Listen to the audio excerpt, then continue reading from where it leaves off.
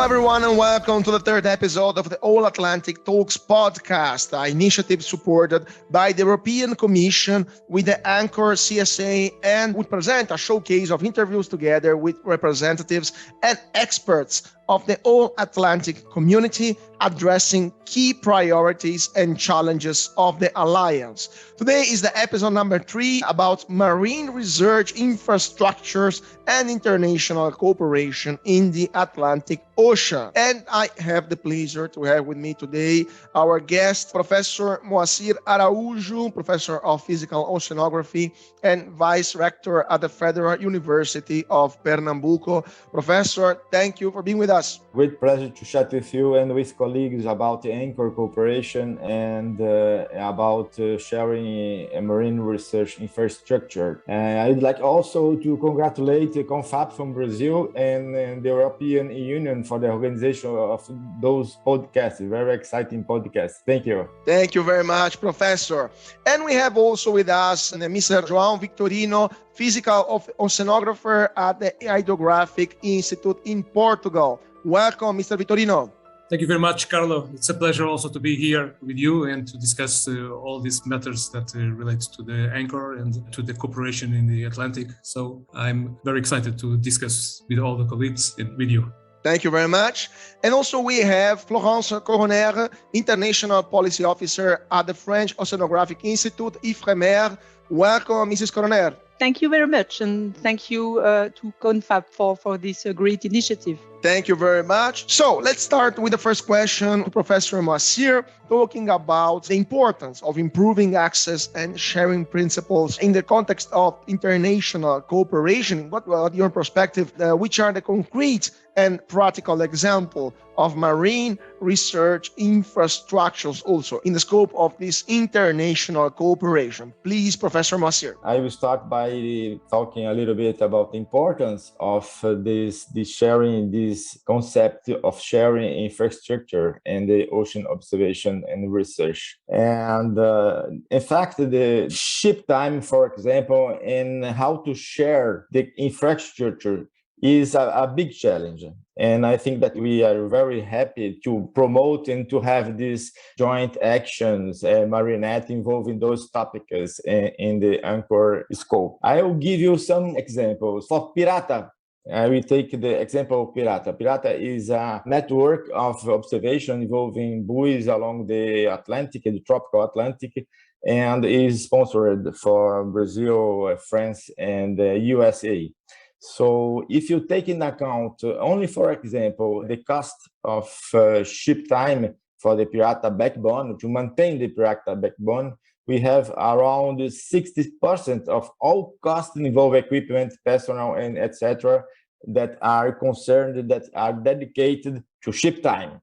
And this is only an example of how it's important to have the possibility to share infrastructure in the ocean observation. It's only an example. I will give also some concrete examples about how we can improve the cooperation involving sharing capabilities and vessels and so on. Last year, we had in the Amazon River Ocean Continuum, we had 3 cruisers last year, 21. So we had a first cruiser involving Brazilian and French colleague from Lagos, from IRB. It's called Amazonix cruiser. We had another cruiser involving Brazilian and German colleagues from the IOW and Rostock. And we had also the Microbiome Stara cruiser in the same area. So we had 3 cruisers in the same area last year. And if we had already all this possibility to improve and to make more exchange between the scientific community, we could organize those cruises, you know. Why? Because now we have some kind of specific site. I think that João will discuss about that as well. And some specific locus to discuss what's going on in the tropical Atlantic and what is planned. This is much more important. Everybody will know what's planned concerning research infrastructure in that Atlantic. So this is a concept that is very good to have this possibility and to have this concept in the mind of all Atlantic community. Thank you very much, Professor. So I would like to ask the same question to our second guest, Mr. Vitorino, talking also about practical example of this infrastructure of marine research infrastructure in the scope of international cooperation and its importance of improving access and sharing principles in this context. Mr. Vitorino, please. Thanks. I will follow the lines that were developed by Moacir, starting by saying that observing, monitoring, understanding the ocean and is a very task to be done with very high costs involved. And so the sharing with, as Moacir was also saying, develops the ability to optimize the use of the resources and to broaden the capacities that are being put in the field by some institutions or by some partners. So we can approach this by thinking about the planned sharing of institutions, something that we can in advance prepare and define and articulate with different partners, but we can also see the sharing as an opportunistic strategy. So things that are not completely articulated or prepared in advance, but can develop very rapidly from knowing what is going on. And so as part of Anchor, we are developing these different approaches. In our specific case, if I want to address and I want to present specific examples, we were developing during the last months case studies that focus in the specific area, the Cape Verde areas, that focus the articulation with a number of partners, local partners, and also other European partners, and where we could prepare the articulation, so we could see what kind of equipment, what kind of infrastructures could be put together, and then identify the scientific challenges, the scientific questions that we had, and articulate our different means to address these questions. But we also explored the non-planned articulation. So the fact that we have a means in the area, like a ship, and that we can see it as a way to do other work, to other observations that were not specifically the ones that were included in the original planning, but that with a very, very low cost in terms of human involvement or in terms of equipment could also be included. And so could also provide another ways to observe the Atlantic Ocean and complement our planned observations with other perspectives. So these different approaches, I think, are important for the sharing of infrastructures, and these are the ones that we are developing the specific IA Marinet initiative. So the same question to Florence. Florence, in your perspective, which are the concrete and practical examples of marine research infrastructures in the scope of international cooperation, which is the importance of improving access and sharing principles in this context? Florence? Thank you.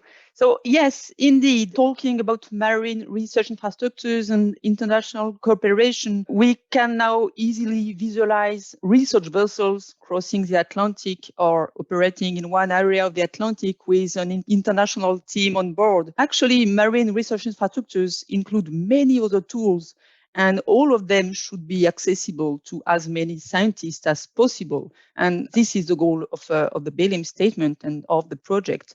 I would like to mention other types of tools, other types of infrastructures. Research vessels and underwater vehicles are one of them. There are also other solutions of in situ data acquisition systems. Moacir mentioned one of them, the Pirata buoys. There are several moorings, buoys, fixed platforms in the Atlantic. We also use satellites. Marine data centers are also crucial for data validation, storage, and dissemination through web portals to access data. There are also many marine land-based facilities for engineering, for example, sea testing basins to test, for example, marine renewable energies solutions, seawater testing laboratories, marine sensors calibration laboratories. And finally, we can also mention experimental facilities for biology. All these tools are a mean through which we can understand ocean processes, and basically efficient research infrastructures enable the greatest discoveries in science and technology, it attracts researchers from around the world, and it builds bridges between research communities. This is what we are trying to do by sharing research infrastructures. Thank you very much, Mademoiselle Coroner.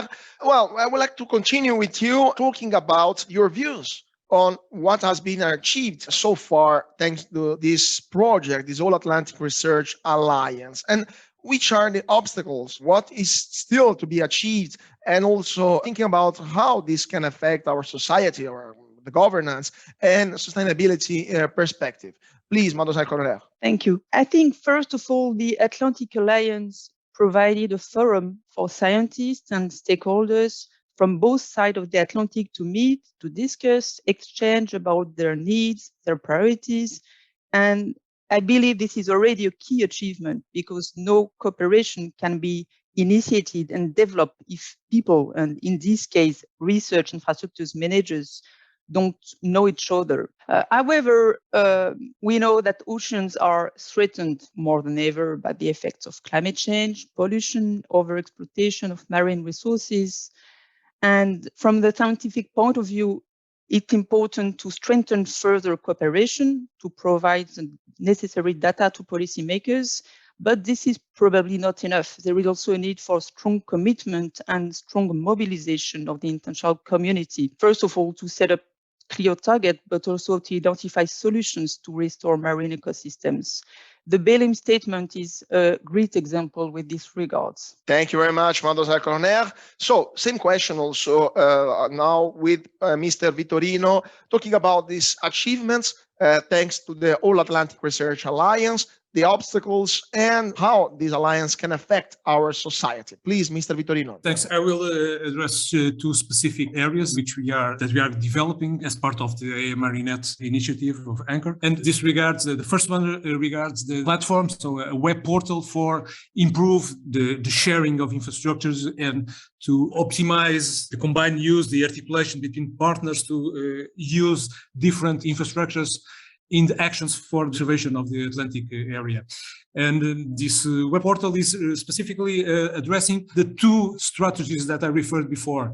The planned initiative, the planned actions, where partners in advance can prepare one action integrating different capacities that they own, articulating with the other partners from the Atlantic Basin to put together a broader set of capacities of observation. And also this web portal is addressing this opportunistic use of infrastructure. So allowing different researchers, different other users of observations in the Atlantic area to know what is going on and to identify possibilities for interaction. Sometimes partners that are operating something at some devices, some systems at national level, by simply knowing there are other initiatives in the more open, more global Atlantic space that are coming to their area, that are passing nearby, they can see here the opportunity to interact and to complement observation. So the web portal is giving this room, this area of interaction, of discussion, so that people can identify what they can do together. Without forgetting one important aspect is that when we have crises at sea, our work as researchers in the Atlantic is of key importance to provide information that help the authorities, help the crisis managers to address the problem. And so this web portal is also containing a specific mechanism to allow, in case of crisis at sea, to allow to identify what observations are being done in the area that can help to address the problem. The second area of development that we are conducting inside Marinet is specific case studies for discussing, for evaluating the potential and the difficulties and the challenges of articulation of collaboration between infrastructures. And we have specifically addressed this in this mission that we had in the October, so from 30 October to 15 November in the Cape Verde area.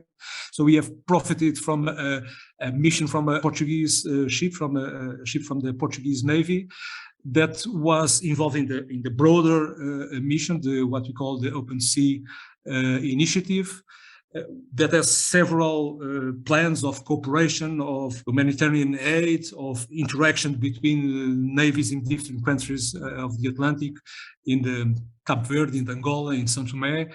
And we have used this opportunity to focus in the Cape Verde area and to conduct a specific work with interaction with our Cape Verde partners, so the Institute of the Sea of Cape Verde, IMAR, and also the Technological University of the Atlantic in Cape Verde also, and with partners from Germany, GeoMar. And there we were concentrating a number of capacities from the ship observations, from the launching of autonomous vehicles, this specific case, the wave glider from GeoMar. So in the program of observations of the area. We also included in this case study other elements that come in the direction of the opportunistic use. So the ship was conducting this mission in the big area, so from Portugal to passing Cape Verde, Angola, São Tomé, so a large area of the Atlantic domain. And so we use it to conduct other observations on board in an opportunistic way by, for example, releasing a number of floats that are floats from the NOAA, so the NOAA from the National Oceanographic and Atmospheric Administration from the US, the drifter program in NOAA, the surface drifter program in NOAA. So we had a number of drifters on board that were released during all the track of the ship in this global area.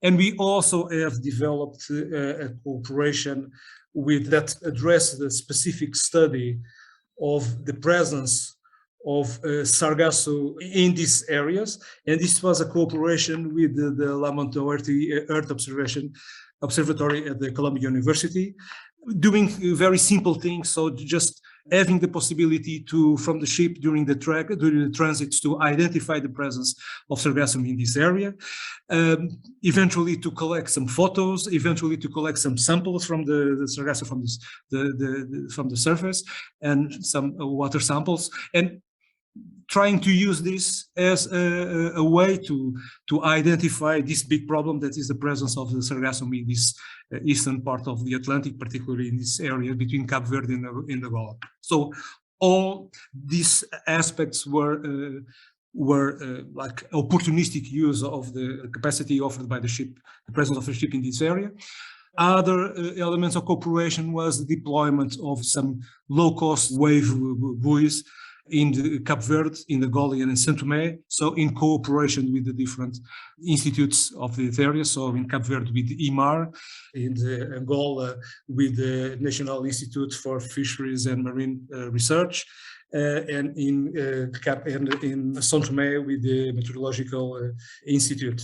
So this was a big mission with many components, and the different aspects that we have covered now are providing us the main ideas about how to develop, how to improve, what are the questions that still remain to be developed. Thank you very much, Mr. Vitorino. So same question also for Professor Araujo. Professor, talking about the achievements, the obstacles as well, and the effects on our society governance and sustainability perspective. Then we can also talk about the potential of the project. But let's start with the perspective. Please, Professor. Thank you, Carlos. I think that we made a great progress since Galway and Belém statement and bilateral agreement. And now with All Atlantic Alliance, with Anchor, we are in fact implementing set of agreements that were constructed with a high science diplomacy effort. So this is one thing that I'd like to stress, that all this diplomacy effort, we learn a lot with that. constructing what we have now. And I think that is the first time in our history that we got to put together our Atlantic scientific community, discussing and talking the same language. This is really an inspiring thing, I would say. And the idea also that came together that nobody gets left behind. It's also a very strong concept. And I would say that some of those ideas are really great heritage of our Atlantic Alliance. But I'd like also to give some specific example. And I will talk a little bit about CoastNet. CoastNet is a network of coastal observatory systems around the Atlantic Basin that is part of Marinet joint actions. So as far as I know, I would say some few decades that I'm working with the observation in the Atlantic. Is the first time that we put together a coastal observation system from different countries, from different regions, from US, from Latin America, Argentina, from Brazil, from the South African, from the colleagues from the West Africa as well, and European Union, you know. So this is really new. It's very exciting because we will share all the possibilities of cooperation, capacity building, involving coastal communities. And this is really some kind of that I am particularly excited in to see how it's going on. Another thing coming to the perspective, I think that the ocean is very important and everybody knows more and more about the role of the ocean, not only concerning climate change, but also concerning all the research, natural resource and ecosystem. Sustainability is really some kind of key word for the decade of the ocean that we are starting now. And I think that our Atlantic Alliance are able to give some very nice example how to do that. You know, we have some kind of maturity already that can be useful for all the planet, I would say. And some kind of a guideline to follow for keeping alive the people that lives and that they are involved in ocean and resource and so on. So I'm very happy to be part of that. But as a challenge, I would say now that we have two major challenges.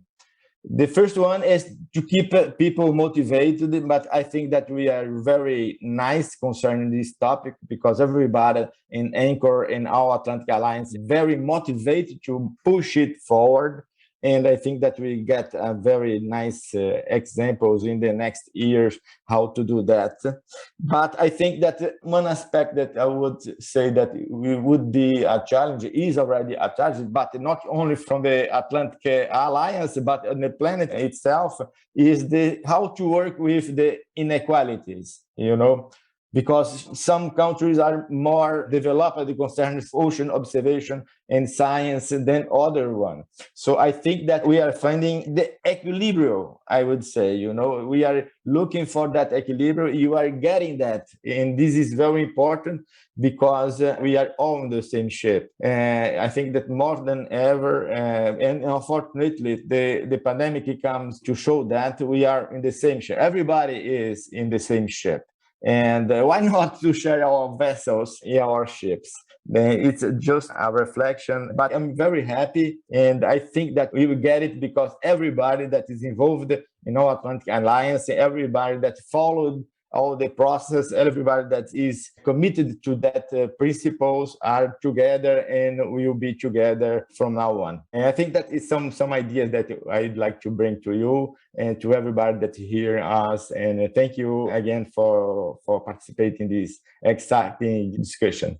Thank you very much, Professor Araujo. So unfortunately, I have several questions here, but unfortunately, our time is over. So I would like to thank you very much, Professor Moacir Araujo, Professor of Physical Oceanography and Vice Rector at the Federal University of Pernambuco. Thank you very much for being with us today. Thank you, Carlo. Thank you, everybody. And thank you very much, Professor. And thank you also to Mr. João Victorino, Physical Oceanographer at the Hydrographic Institute in Portugal. Thank you very much for being with us.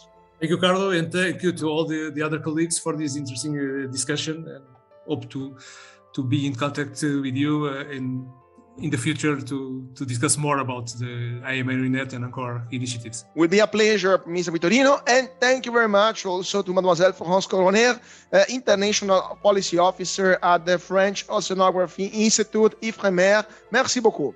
Merci beaucoup. Thank you as well to Monsieur and Joe for their work and cooperation in this. Thank you very much. So thank you very much to our guests, and thank you to you all also. You are also listening our podcast. You can find us on Spotify or in the All Atlantic Podcast channel, also on the YouTube channel and on social media of the Alliance, but also on our website, allatlantic.org, the official website of the All Atlantic Ocean Research Alliance podcast.